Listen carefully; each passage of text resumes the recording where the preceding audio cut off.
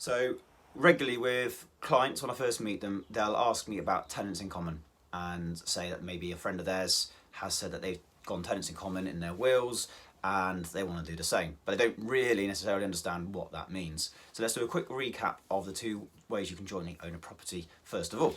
So we've got joint tenants, where you own a house 100%. My hands represent the two owners. Okay, let's go about this way, it's easier. So one person dies, it'll be this person here. This person is the survivor, they now own it 100%. The rules of survivorship says that the winner, or not the winner, the survivor takes the lot.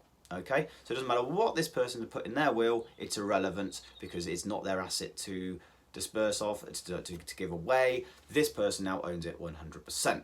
All right. The other option is tenants in common, where we do something called severing the tenancy. So we split the house into two. This person owns half, this person owns half. Together, they are still joint owners. They still make all decisions jointly. Nothing can be done without the approval of both people. But now if this person passes away, they now get to decide what happens to their share of the house. Now, why would married couples want to do something like this? Because surely they want the survivor to have it all anyway. Well, there are a couple of reasons why people don't necessarily want that to happen. You've got two things really. So let's go back to this way.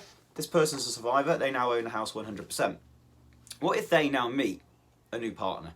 You know, what if they've lost this person's died quite young, they got another 20, 30, 40 years to live, they meet somebody new, they could remarry, they could cohabit, you know, it could be all sorts of things, estates get amalgamated, and partner number 3, here he comes, he now becomes owner of the house, joint owner of the house, and we're getting a bit of confusion here because what happens to the children between the original person over here and the surviving partner? You know, it could all get really confusing, and this person's looking down and going, you know, what are you doing? Why is this new partner on the house? You know, I want it protected for my children.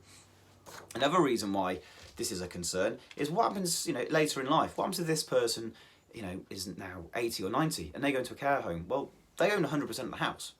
So rightfully, the local authority will be able to take their share of the house, which is 100%, and use it towards paying for this person's care because it's their asset, that's the rules, that's the law, there's no arguments, all right? So that's two reasons why it really isn't a great idea for the survivor to own the entire house. But then why do tenants in common? Because that means we're going to have to leave it to somebody else, doesn't it? You know, if we're not going to give it back to this person, which most wills do, everything goes to my partner first of all, which would mean we go back to owning it 100%. We don't want that. So if we're going to do this, what are we going to do to make any difference? This is where we use a trust, commonly known as a property protection trust. And basically what happens is, we'll put this one down for a second. So we've got survivor over here, we've got the deceased person here.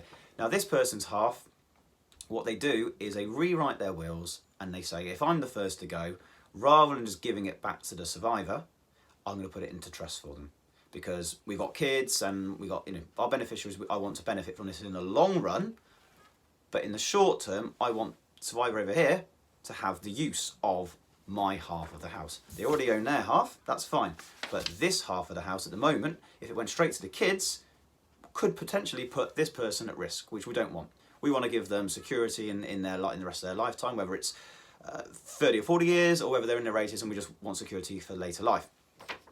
But by putting it into trust for this person's lifetime, what it means is this person gets to use this share of the house together with their own share of the house, and they can live in it rent-free, but can't be kicked out. They could use the funds from the entire property to sell it and buy a new one. They could do all sorts of things. But if they remarry or they go into a care home, let's put this half because it's gone to trust, then the only amount that is vulnerable is the share owned by the survivor. So if they went to a care home, obviously 50% could be taken. If they got remarried or cohabited or something like that and their estate's got amalgamated with a new partner, then yeah, potentially 50% could be taken. But it's better that the other 50% is safe. At least we're protecting half of the property. And usually the property is the major asset in the estate. So this is a very, very useful technique that estate planners use to try and protect as much as possible for the beneficiaries, usually the children, but also allowing the survivor to have a good life with security, to live comfortably without worrying about being kicked out or anything like that. So property protection trust, really good technique to use in your wills rather than just a bog standard one. and a better version than just owning the house as joint tenants.